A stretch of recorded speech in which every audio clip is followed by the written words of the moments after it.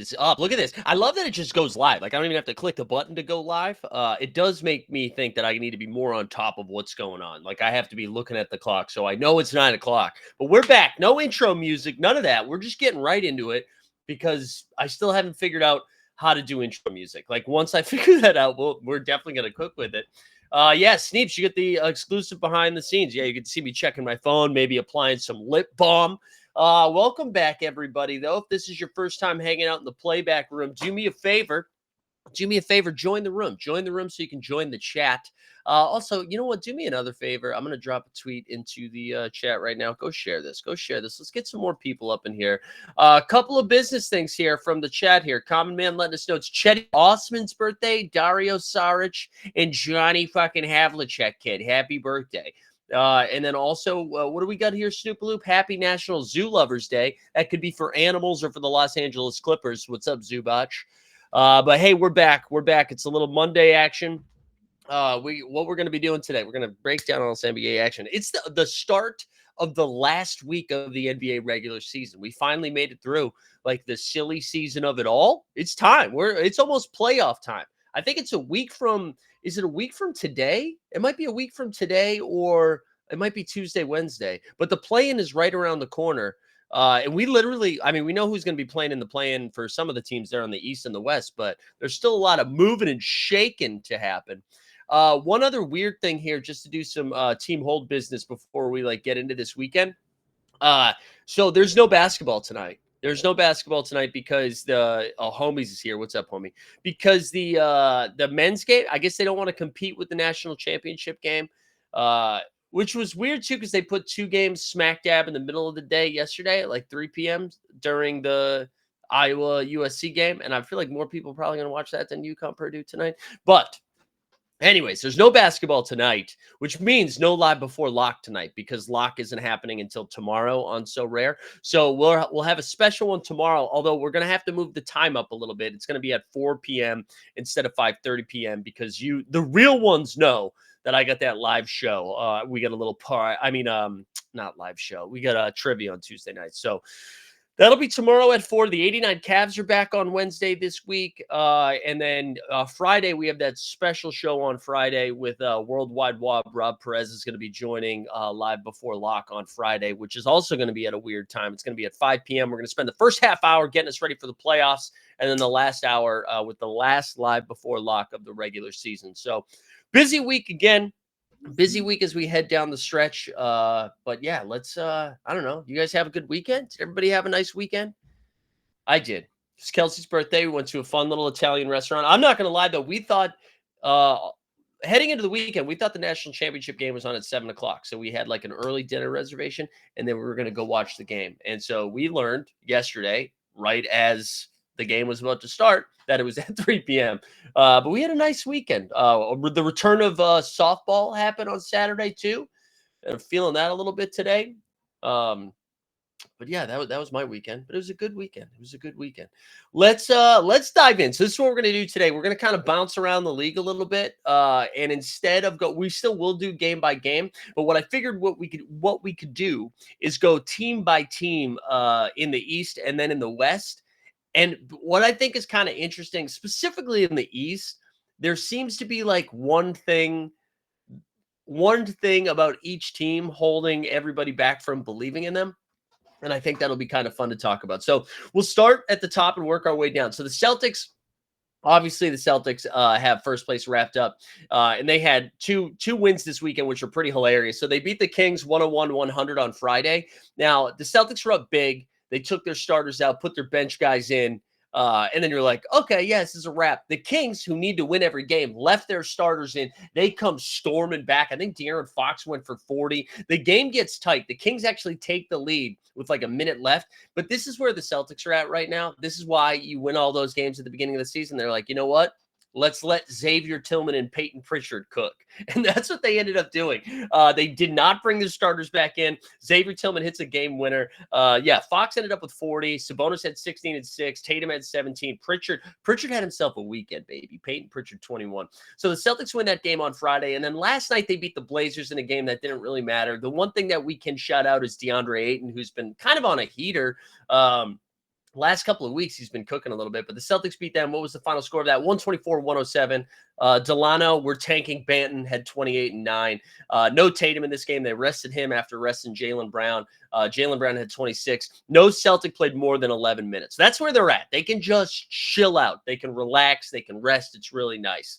But I think so. Even though the Celtics have clearly secured first, I think if you were to give them right, that their positive is you're like, hey, listen, the rest of the East is kind of trash. So the Celtics should kind of go like just roll through the East, as we're going to see as we talk about each team.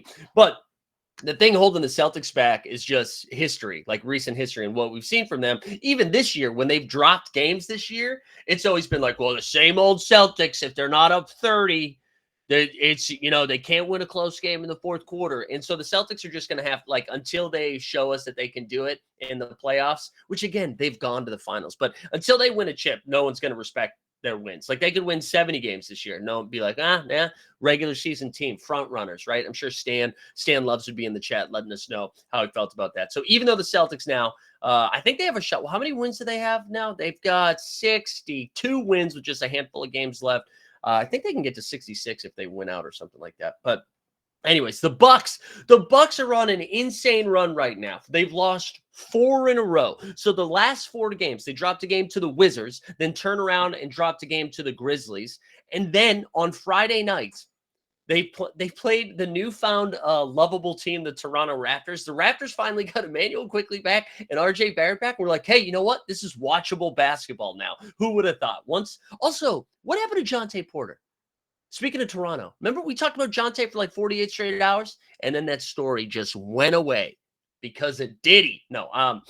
Anyways, the Raptors on Friday night in this game against the Bucks. Emmanuel Quickley and RJ Barrett were just cooking. They win 117-111. Also, shout out Gary Trent Jr. dropped 31 points. RJ had 26 and 7. Emmanuel Quickley was a board shy of a triple-double. He had 25, 11, and 9. Now, there was no Giannis in this game. No Giannis, but Dame was there. And even though it was no Giannis, it's like the Bucks should be able to beat Toronto. Toronto is trying to lose basketball games. But anyways, no Giannis. Middleton drops 21. Portis had a double-double in 19 and 10. And then Dame had 36 and 6. He was finally back. So they lose that game. That's 3 in a row, right? Then they played the Knicks last night, but Giannis is back. No Middleton in this game, but they've got Giannis, they got Dame. Knicks get OG Anunoby back, which is exciting for them. However, they don't. We've got that news that Randall's done for the season, right? Knicks win 122-109, and I mean the Bucks were right there in the first half. Like it was a pretty competitive game. In the second half, Jalen Brunson takes over. They just step on the throat. Brunson finishes with 43, 8 and 6. Felt like we were at the beginning of the season again, where the Bucks just getting cooked by no matter what guard they were going up against. Emmanuel Quickley on Friday, Brunson on Sunday. Knicks get a much needed win. Also, OG Anunoby, he's back. OG's back, baby, for the Knicks, and you're like, oh, I'm sure they're going to ease him in, right? Well, he played 38 minutes. OG played 38 minutes last night. Had kind of a bad game, but played 38. Hartenstein at 18 and 10. Dante with 26. Giannis had a good statistical game of 26 and 12. But man, the Bucks are broken, and right, I want to pull up the standings over here in a second. So they are 3 and 7 in their last 10. Losers of 4 in a row. And I'll actually let me pull up the standings right now so you guys can see it too, because I think what makes this last week of the regular season so exciting, which I feel like we've won out with this a couple years in a row, is that there's nobody outside of the Celtics and everybody's got to play. You know what I'm saying? Let me here. Sorry, I'm getting a little bit better at sharing screen. Okay, I'm getting a little bit better. We go over to the standings here. Look at this the rest of the way. So we've got, obviously Celtics have this lead, but if you look the 2 through 5 seed, right? So the Bucks have a 1-game lead over the Magic and the Knicks, who both have the same exact record, right? They're both 46 and 32. Magic have the tiebreaker right now. And then the Cavs, who we'll talk about in a little bit, are only a half game behind them. So we've got a game and a half separating the 2 through 5 seed. So if Milwaukee, which I don't think this is going to happen, but if they continue to stumble, they could go from being the 2 seed, playing the winner of the first play-in game, to not even hosting a first-round series. And now they've played, what is that? Let's do that quick math so far. 78 games, right? So they've got 4 games left.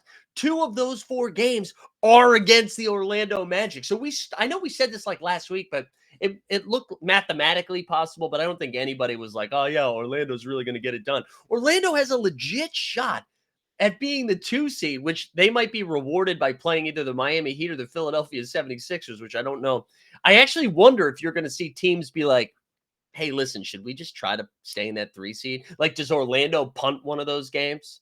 Do they want to try to get to the 2 seed? I mean, I guess at some point you have to beat everybody, but I don't know if you're being rewarded by being the 2 seed by playing Miami or the Sixers, or would you rather play Cleveland or Indiana, you know? But man, for the Bucks now, started the season 30-13. I believe they are 17-18 since Doc has taken over. They are under 500. And I know Dame has missed some time, Middleton has missed some time, but that was also true at the beginning of the season too when they were 30-13. And I don't know I don't think I'm planting a flag here saying Adrian Griffin was the better coach. I don't know if I'm saying that. He definitely had some issues with his coaching, but good Lord, Milwaukee, the vibes are bad. And they could turn around, right? Maybe they go 500 these last 2 games. They go 2-2. They split it. They hold on to the 2 seed, and then they beat the piss out of whoever they play in the first round. But like we said on Friday, I don't think it's that crazy to say, like, again, I think we did a poll. If Milwaukee plays Philly in the first round, are you comfortable? Are you comfortable as a Milwaukee fan? Like Snoopaloop, I know you're a Bucks fan who is in his feelings right now.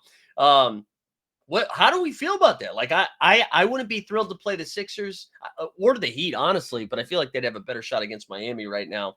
But again, I think like literally night to night, how you feel about a team changes because people refuse to win consistent games. Like this weekend, or let's go to Orlando now, who's next up, right?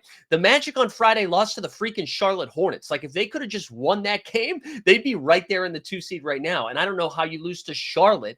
And I think the issue that we're going to run into with Orlando as like a serious playoff team is that I don't know if they can consistently score points. And when it gets even harder to score in the playoffs, and if they're already a team that struggles when the game slows down a little bit, I'm a little bit nervous for them. But they lost to Charlotte 124-115 on Friday. Paulo had a great game, 32-8-8. Franz had 22-7. He had been struggling.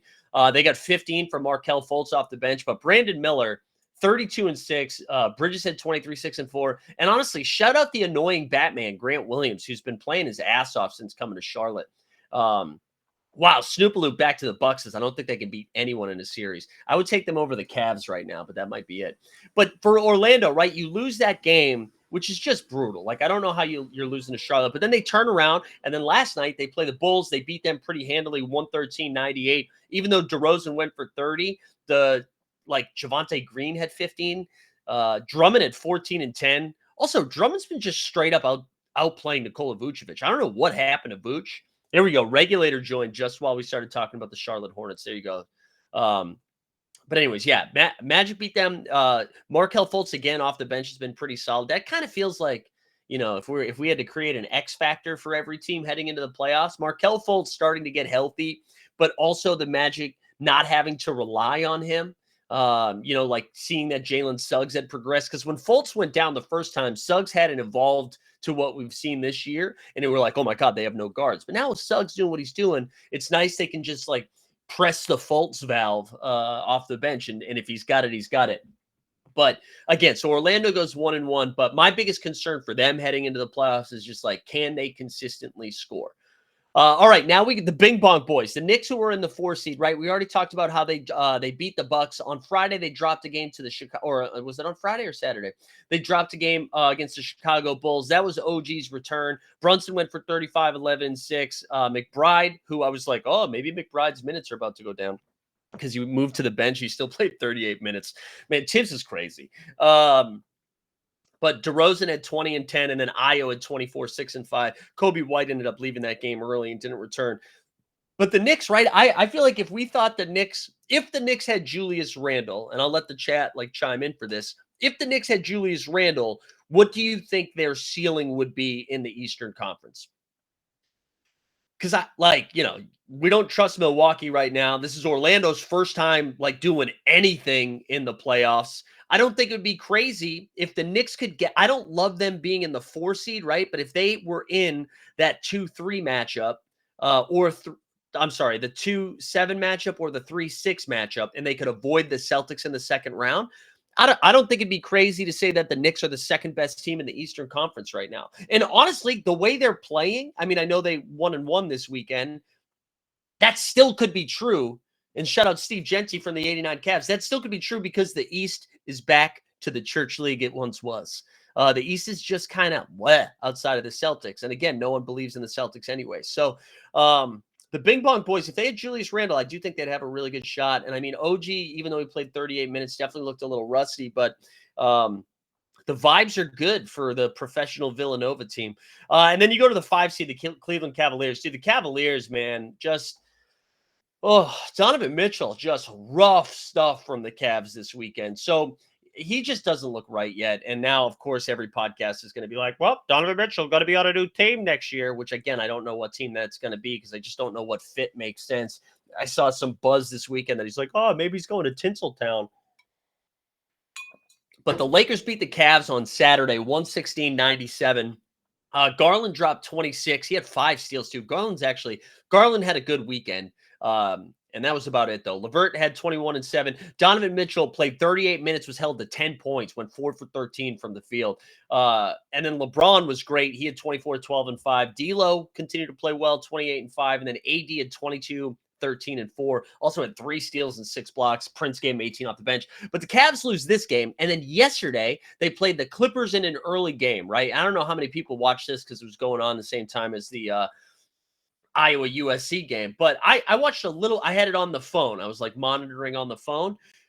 They were up 80-56 at half. Okay, the Cavs are up 80-56. James Harden was the only one cooking, and then Harden was questionable going into the game with an injury, so he might have just got straight up benched. I mean, not benched. He might have gotten straight up, like he might have been dinged up, wasn't good to go. He was nervous he was going to like re-aggravate the injury or miss more time, make it worse, whatever. He barely plays in the second half. He plays that first rotation in the third quarter, and then that's it. And Paul George goes wild. PG finished the game with 39, 11, and 7, and they come all the way back. They win this game. It's a tie game under a minute, under 30 seconds left. It's the Clippers' last possession. Paul George breaks the fuck out of Evan Mobley's ankles. I mean, he sends Mobley just flying. Mobley hits the ground. He knocks down the dagger. Cavs were unable to get a good shot in the last possession of the game. Like Max Strus ended up throwing it was just a crazy thing up in the air. And the Clippers get this win. And honestly, it's a pretty important win because as we look at the Western Conference, right? If we scroll down a little bit, I know we're talking about Cleveland here, but Clippers now give themselves a little bit more space. They have a 2-game lead. We still don't know what the hell's going on with Kawhi Leonard, which we'll talk more when we get to the West. But for Cleveland, dropping both of those games, they are now 3-7 in their last 10. They saw what Milwaukee was doing, and they were like, yeah, we like that. They're 46-33. They've got a game lead over the Pacers, the Pacers refuse to play 2 consecutive good games. They just don't want to do that. They're like, we'll win one, we'll lose one. That's what we do. But yeah, anyway, so Cleveland, I think if you are any one of these teams, like you are hoping if Cleveland falls to the 6 seed, you're like, give me the 3 seed. If they stay in the 5 seed, you're like, give me the 4 seed. I think when the Knicks are like, we can beat the Cavs. The Magic feel like they can beat the Cavs. Is there anyone? I know we were joking about the Bucks earlier. Is there anyone you're taking the Cavs over in a first round matchup? Like first round, anybody you're taking Cleveland over in a 7-game series? Because I feel like that is going to be the common sentiment is that Cleveland's bounced in the first round. And then we have a whole offseason of what does Cleveland do? Do you trade Donovan now? What do you get back for Donovan? Where does Donovan make the most sense? Yeah, I just don't know. I don't know anybody doing that. Regulator said Garland is struggling so much as well. I mean, Garland had a great weekend. Garland had he played really good basketball this weekend. I already went over his Lakers line, and then he had 28, 8, and 5 with 5 steals against the Cavs too. So I think he had 10 steals over the weekend. Sneeps, great point. They do need Dean Wade. Once Dean Wade comes back, everything is Gucci. I will say too, they've gotten a very good year out of Caris LeVert, and I wonder with Malik Monk missing the last 2 to 3 weeks of the season, do you think Caris LeVert did he have enough time to win sixth man of the year, or like the Cavs too disappointing down the stretch that they won't get it? I was just wondering. I was like, maybe he's in the sixth man of the year category. I don't know what the betting odds are on that, but that's an interesting one. All right, let's keep going. Let's keep working our way down the East here. Let's talk about the Pacers now, who I just struggle to figure out Indiana. So on Friday, who did they play on Friday? Friday they did string together 2 games. I should take that back. On Friday, they beat the Thunder 126-112. Chet finally breaks out of that slump on Sunday, but not on Friday. He had held him to 15. Lou Dort, play the Dort report in your head. Ooh, the Dort report, right? Play that in your head. He had 22 points. Giddey was 1 board shy of a triple-double. He had 14, 12, and 9. And what was crazy about this game is nobody from Indiana cooked. Like, Hallie was held to 8 and 11. Neesmith had 17. I think Siakam led all scores with 21 and 5. But the Thunder clearly are comfortable whether they finish with the 1 seed, the 2 seed, or the 3 seed. They feel good. They don't care either way. They're like, we're going to rest SGA. We're going to rest J-Dub. We want to be healthy and ready to go for the playoffs. So they dropped that game. But the Pacers win this one. And arguably the most important game that they won was on Sunday. Was, again, another like early evening game yesterday where they played the Miami Heat. And they won that one 117-115. And if you're Miami, what's kind of wild about this, right? Anytime Miami loses, I was like, well, one of Jimmy or Bam had a bad game, right? That's the only way it happened. But in this one, the Pacers didn't, like, Hallie had 12 and 8. Siakam had 18. The 2 leading scorers for Indiana was TJ, my man, McConnell, had 22 off the bench, and Miles Turner, right? We got a total eclipse today. That's an eclipse too. Every like 4 years or every 20 years, Miles Turner has a good game. And he had 22 and 13 in this one. But Miami, you got 27, 8, and 7 from Jimmy. You got a double-double of 20 and 12 from Scam Adebayo. Martin had 20 off the bench. Tyler Hero is back. He had 21 off the bench, and they still dropped this game. And that, honestly, was their best bet. Yeah, TJ was on fire, dude. That was their best bet of getting out of the play-in game, right? I mean, because they now are 2.5 game. I'm sorry, that's bet? No, 2.5 games back from the play-in. It looks like they are a half game back from the Sixers, which at this point would put them on the road in the first play-in game against Philly. So yeah, I don't know, man. I don't know what's going on with the hashtag Heat culture. Let's go to the Sixers next. Let's go to the Sixers. How did I write that down? So the Sixers on Friday beat the Grizzlies, or on Saturday, excuse me, beat the Grizzlies 116-96. Shout out the Memphis Grizzlies, man. You just make up a name. They're going into an AI generator and just names come out. And then all of a sudden they're playing 25 minutes for Memphis. Also, can you, real quick, with all the random fuckos that are playing for the Grizzlies this year, the Grizzlies still have 6 more wins than the Portland Trailblazers, 2 less wins than the Jazz. They've got freaking 8 more wins than the Hornets, 2 than the Raps, 12 than the Wizards, 14 than the Pistons. That's insane. That's insane. But Philly gets this win, and B drops 30. Oobs had 17. Gigi Jackson was 17, and Scottie Pippen with 24. But what was crazy too, also, yeah, and I've seen this Tony Allen gif in the chat. Yeah, Jenkins for Coach of the Year. Honestly, yes. If anything, it just shows you how all of those other coaches should probably get fired. But the second game was pretty wild. So last night, Embiid sits because it's a back-to-back. Sixers are playing the Spurs, and it was to double overtime. Tyrese Maxey dropped 52 points, 52, 7, and 5. And then Wemby on his side of things had 33 points, 18 boards, 6 dimes, and 7 blocks. Fantasy god, Victor Wembanyama. And then Malachi Branham. Shout out Malachi Branham. He dropped 22. But, I mean, you start looking at the play-in, and I mean, let me, Stan, you're in the chat. How are you feeling headed into the play-in? Like, do you think, I mean, I guess it's just one game, but how do you feel matching up against the Sixers? I know you lost a close one to them, I think, without Hero. That was on Wednesday or Thursday night, right? So, like, where are you at emotionally heading into the play-in? I mean, the nice thing about being a Heat fan right now is, like, even as an 8 seed, you're like, we've done it before. We've done it before. So I guess you don't have to freak out too much. Yeah, I do think, yeah, and, like, I think I would take Philly in a 7-game series against Miami right now if you told me Embiid's healthy, which he is. I mean, Embiid looks awesome right now. But It's only one game. It's only one game. I'd prefer to be home, but it's not like Miami's known for their home court advantage here. Um, and then, yeah, we can look at the 9-10 quickly, right? You see Chicago and Atlanta. Atlanta's now a game back from Chicago.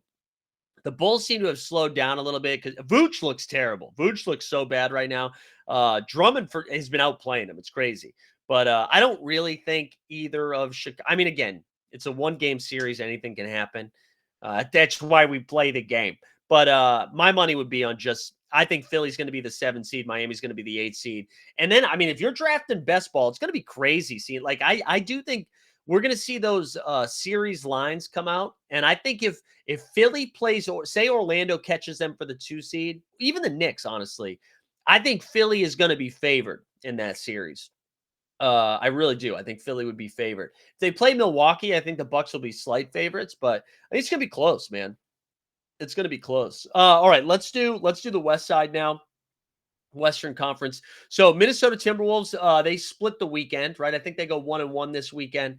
And Minnesota, like, I think their only downside right now is you're just kind of wondering, is Cat coming back? Is Cat going to be back? So on Friday night, they played the Phoenix Suns, who Phoenix Suns continue to survive the gauntlet, even though they went 1-1 over the weekend. I think they would take that. This was like a weird, because my concern with the Suns right now is that like heading into the playoffs is like consistently defending, right? I think they've just been lit up so many times. You look at that game against Minnesota this weekend, and Phoenix held them to 87 points. They win this game 97-87. Ant was held to 17 points, and he was the only scorer on the whole team to hit double figures. Kevin Durant had 22, and then Grayson Allen leading all scorers with 23 points. But with Minnesota winning their second game last night against the Lakers, they made the thumbnail because they were the hottest team in the West until last night. They win the second game 127-117. Naz Reid, another 6-man. Naz Reid probably could be 6-man of the year if it wasn't for the fact that he started so many games. Also, what's up, Jump Shooty? Good to see you, sir. Naz Reid drops 31 and 11. Ant-Man had 26. Nah had 15 off the bench, and Rudy Gobert had 18 and 16. One thing to pay attention to, Anthony Davis only played the first quarter, played 12 minutes, was pretty productive. The game was closer then. He hurt his eye, but it looks like AD is going to be. I saw a report from Dave McMenamin. They say they think he's good to go, like that he should be good for Tuesday. Rui dropped 30 on him. Rui Hashimura season. Spencer Dinwiddie at 18 and 7, and then Jackson Hayes 19 and 10 with 5 steals. There we go, Patrick. Shout out to Jackson Hayes. You won 2,500 last night. Let's go. Let's go. Well done, Pat. Shout out AD's injury. But yeah, so Minnesota now, they own the tiebreaker against Denver here down the stretch. They're both 54 and 24. And we'll talk about Denver here in a minute. But they down the stretch. I mean, my only concern for Minnesota, I know everyone's going to be like, well, Rudy in the playoffs always gets cooked. I think it's different than Utah, his Utah days. But I do think they need Cat back. And I know they've still been solid without Cat, right? They're 7-3 in their last 10. They've still been fine without him. But I do think, like, if you're talking ceiling in the playoffs, you need Karl-Anthony Towns there. Let's go to Denver next. I think did Denver only have one game this weekend? I think they only had one game. I think they only played the Hawks on Saturday night. They won 142-110. Jamal Murray's back, baby. Murray came back. He only played like 21 minutes and 16 points. Nobody really did anything for Atlanta. Like Capella had a double-double, 19 and 12. Jokic, easy work, triple-double, 19, 14, and 11. KCP dropped 24. He led all scores. And then Michael Porter Jr. Like, let's talk about him for just like a hot second here. Michael Porter Jr.'s podcast, what is it called? Hot Mic, On the Mic, Mic Drop. I don't know, something like that. He had Lana Rhodes, I believe, on his podcast this week. Just like, casually having adult stars on his basketball podcast. You just never know what a Porter Jr. is going to bring to your life, It might be that they bet on themselves or bet against themselves. It might be that they beat women. And it might be he's interviewing sex workers. Hey, yeah. And that's not a shot. That's not a shot at sex work. Get your bag however you need to secure it. Okay. Pro whatever. That is not, it is more surprising that it's Michael Porter Jr.'s podcast. That's all I'm saying. That is all I'm saying. But where are the Porters? Woo! We can't do the drops, so we just have to sing. Let me go back to the screen share so that you don't see every single one of my pores, even though we're moisturizing, baby. We are moisturizing these days, okay? Back on that skincare game. All right, so we're back over here. The Thunder we already mentioned, right? So they dropped their first game this weekend. Last night they won a barn burner against regulator Charlotte Hornets. And they had a big giddy game. Chet finally woke up. Chet had 20 and 10. Aaron Wiggins had 26 and 5 with 6 steals. Giddy had a triple-double of 20, 13, and 13. Grant Williams led him with 19. Mann had 18. Micic had 17. The Hornets only played 18 guys. I'm sorry. The Hornets only played 8 guys. They all scored in double figures. One thing that was pretty funny after the game, they ended up explaining it, but what was funny after the game is, so Trey Mann, who was on the Thunder from like the early days, right, got traded to the Hornets midseason. They did a big picture with Trey Mann. All the Thunder were around him.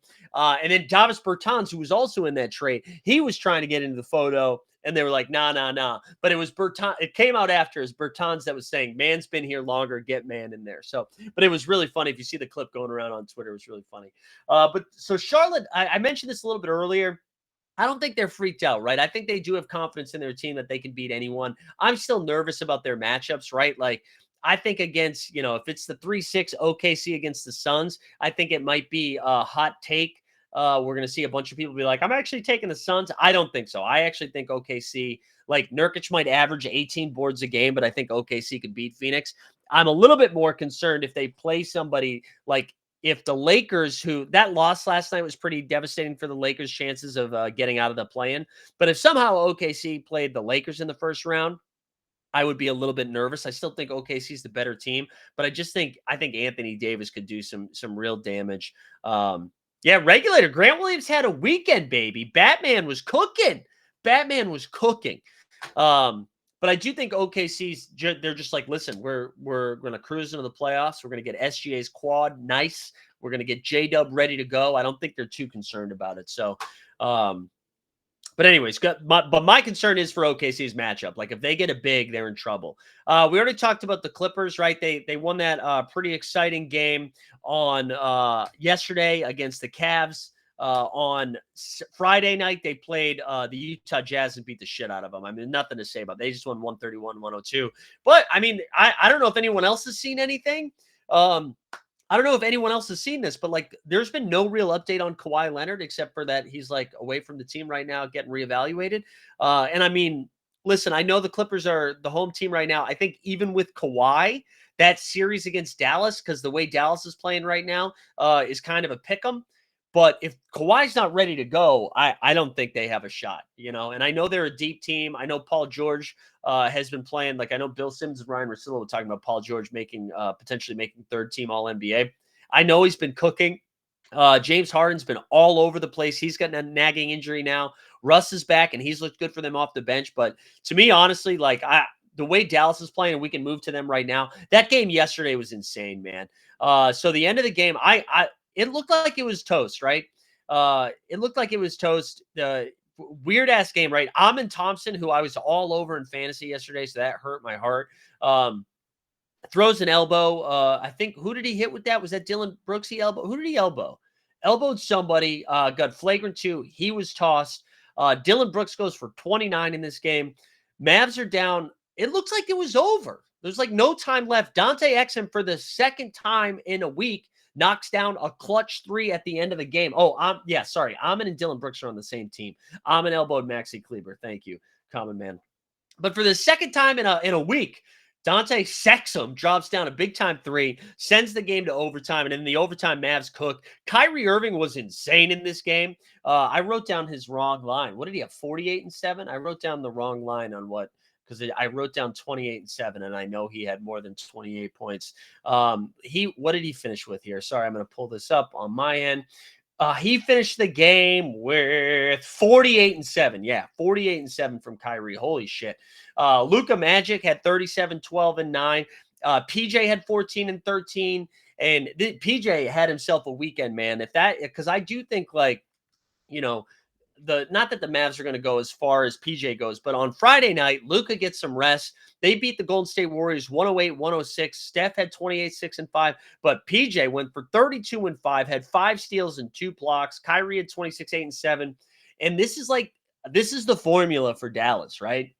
They need Luka and Kyrie every single night. Like Luka and Kyrie probably need to average 60 points together in a playoff series. You need Luka to have a couple 35s while Kyrie's dropping 25. You're going to need to have one of those 40-point Kyrie games where he just goes insane.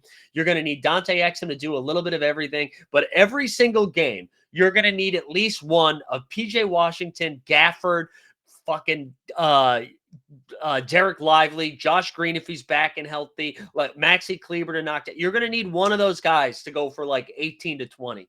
And that is going to be their formula if they are able to do that. And what was interesting about Houston too, this Houston game, is they went a little bit bigger at stretches too, which I didn't think we would see them do. But if they're able to do that, I do kind of like, I know Dallas is hot right now and Kawhi's not healthy. You know what? I did not forget Timmy, Common Man. But I do think there is a shot for Dallas to kind of get out of that first round. And then, if Minnesota's the 1 seed going against Dallas, I think that would be pretty spicy. I think I would still take Denver over anyone right now. Denver hasn't been playing Jamal Murray, and they're still tied for first in the West, and I don't really have any concerns about them. So I do think if somehow Denver slips to the 2 seed and Minnesota secures that 1 seed, if Dallas gets out of that first round, I think they have a shot at getting to the Western Conference Finals. To me, my only concern for Minnesota is a consistent third guy. If they're able, and it doesn't have to be the same guy, but they have to consistently get a third guy to perform in a 7-game series. And I think if they do that, they have a shot at winning 2 playoff series. But that is my only concern for them. Now we go to Phoenix, who I know we talked about a little bit, right? They split this weekend. They had that impressive win against Minnesota. And then last night, we thought the Pelicans were dead, right? We thought they were dead after, losing a handful of games. Zion had sat on Friday night where they had a dumb loss to the Spurs. They come back. And Zion just goes wild. They win 113-105. Zion with a crazy double-double, had 29 points, 10 boards, and 7 dimes. CJ went for 31. CJ's been cooking down this stretch. Jose Alvarado returned from his injury. He had 15 off the bench, held Booker to 25. Beal led him with 33. KD had 23 and 6. But now you got Phoenix here. The play-in is nuts, right? This again. So Phoenix 46-32, the Pelicans 46-32. It sounds like Brandon Ingram was cleared for contact, so I imagine he's going to be back here for one of these games, unless the Pelicans decide to sit him until the playoffs. But I imagine if you're the Pels, you want to get out of that play-in and try to avoid Denver if you can, right? Or Minnesota. I guess they might not be scared of Minnesota. But so they're chasing the Suns here down the stretch. Both with the same record. Let me see what I forget who, because they only have a few games left. So the Suns here are left. Wow. Suns have 1 against Minnesota, 2 against the Clippers, 1 against the Kings. The Pelicans here have 1 against the Kings, 1 against the Lakers, 1 against the Warriors, who are playing better basketball. But the Warriors are locked into the 10 seed. So I don't know. Maybe they rest some guys. And then they've got 1 against the Blazers here down the stretch. The Kings, on the other hand, 1 against OKC, 1 against Phoenix, 1 against New Orleans, and 1 against the Blazers. And then the Lakers, before losing last night, were just 1 game out, which is kind of crazy, right? The Lakers have been playing really good. Just a half game back from the 8 seed, which they do want the 8 seed. They want 2 cracks at getting into the playoffs. But still, only a game and a half out of that 6 seed, which I don't think they can get after losing that game. But the Lakers down the stretch here have 1 against the Pels, 1 against the Warriors, 1 against the Grizzlies. So it's going to be fascinating down the stretch, seeing here. We'll see. Warriors are better off playing on the road anyway. Seriously, they really are. Jump Shoot said making a pitch to Mike while he's live and then leaving chat. Nice move, Naked XYZ. He's commenting on what Naked XYZ said. I got you. It is kind of wild, though. If the Lakers get into that 7 seed or the 7-8 matchup, right? If the Lakers can get into the 7-8 matchup and then play a 2 seed of either Minnesota or OKC, I feel like I'm still picking whoever that 2 seed is. I'm still taking Minnesota over the Lakers. I'm still taking OKC over the Lakers. But man, that's probably going 7, right? Like, does anybody think if it is Minnesota against the Lakers or OKC against the Lakers, does anyone think that the 2 seed is making quick work there? I don't know. I feel like it's going to be close. I think I would still lean that direction. And then you think about the war. And again, if it's Denver, I'm sorry, I'm taking Denver. And then you see Golden State now 7-3 in their last 10. They've been moving. They've been moving quickly here. I still don't. I think the best bull case scenario for either the Lakers or the Warriors to get into the playoffs is that the Kings are in trouble. Like the Kings beat the hell out of the Nets last night, but they just haven't looked right. I mean, to lose that game against the Celtics was brutal on Friday night for the Kings. So I don't know. It's going to be spicy down the stretch. I think for my money, I still think Denver gets the 1 seed here. Let me see what Denver and Minnesota's last schedules are. Denver has 4 games left, one against the Timberwolves. So that pretty much decides the 1 seed because they have the Timberwolves, the Spurs, the Grizzlies, and the Jazz. So that, and the Minnesota, on the other hand, has Denver, obviously, the Suns, and then they have Hawks and Wizards. Let me see. When is this game?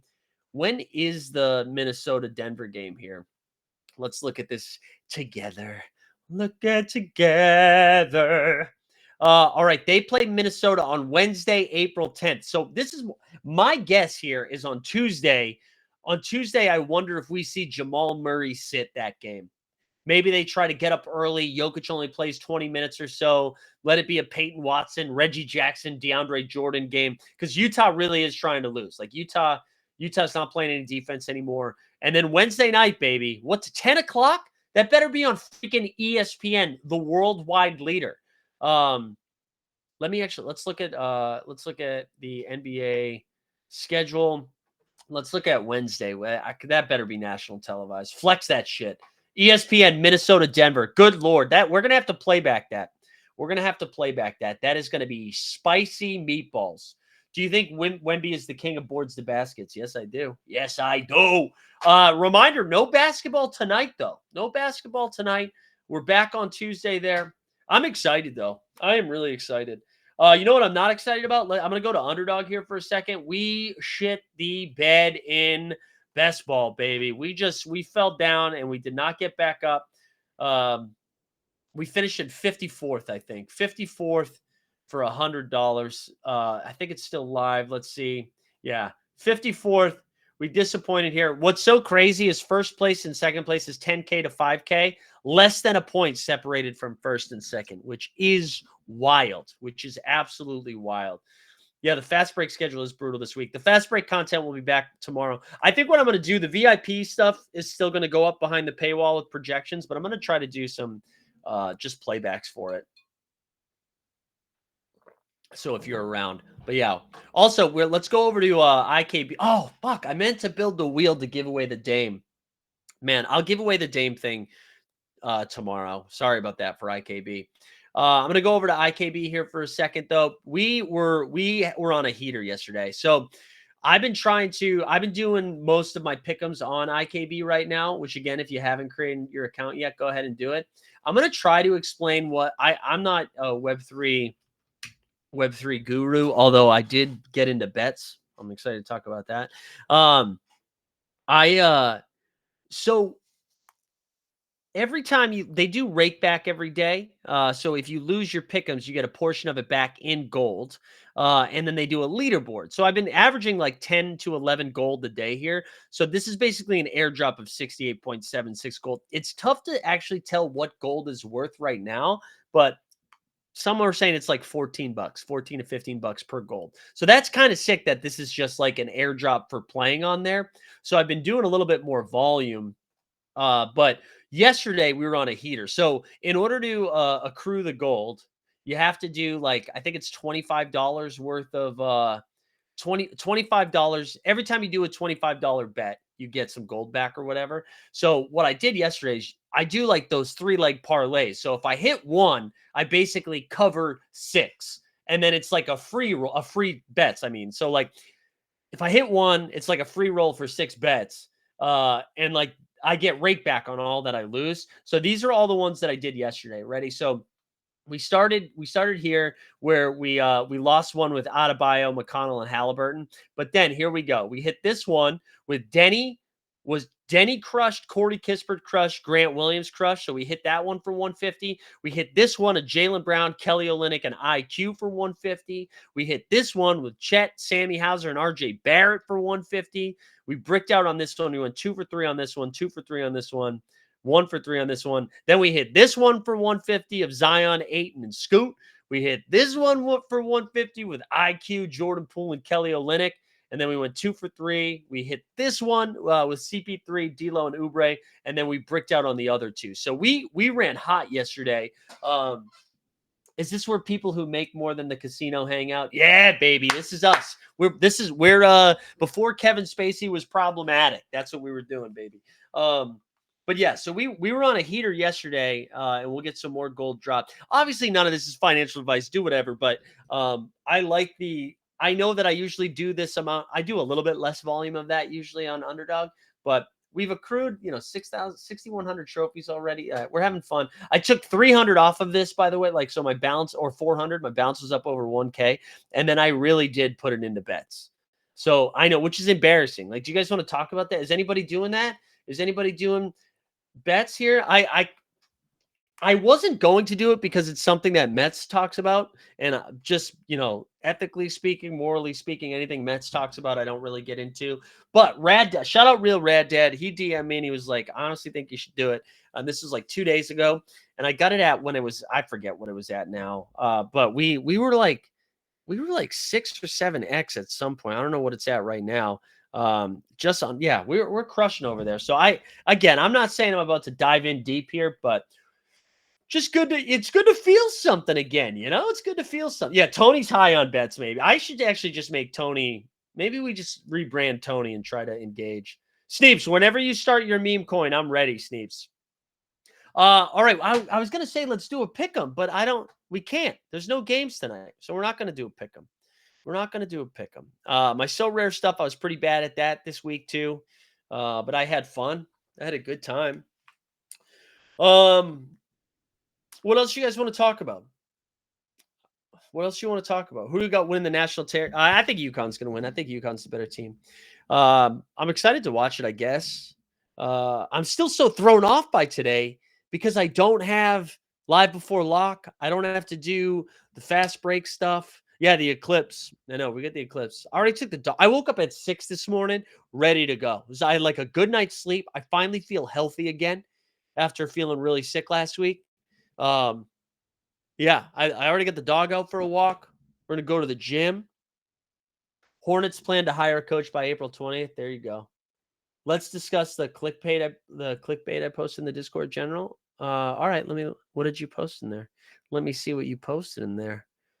Raptors RJ Barrett versus Jalen Williams. Okay, hold on. Let me share screen. This is good. I am an RJ truther, by the way. I just think RJ might be good on a bad team. I don't know if we're going to see him be good on a good team, but here we go. RJ bust, toxic asset, role player, 23, 21, 6 and 4. Top 20 player, franchise cornerstone, future superstar, 23, 19, 4 and 4. Yeah, not to be all like Twitter personality. People forget RJ's only 23. I actually really like the RJ IQ core. I don't think they're going to be good for a while, but if you put RJ, Barnes, and IQ, and then you're able to get I think you need to find a consistent real big, no disrespect, Jakob Poeltl.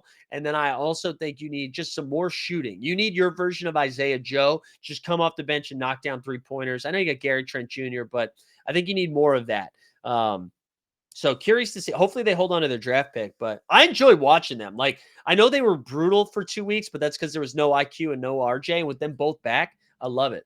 Jump Shoot says Lynette Woodard says Caitlin Clark didn't break her scoring record. Do you agree? She came out and said she clarified those comments too, by the way, just to throw that out there. I mean, I'm a big fan of this anyways. I'm a big fan of what she actually meant by this, not what the clickbait stuff was.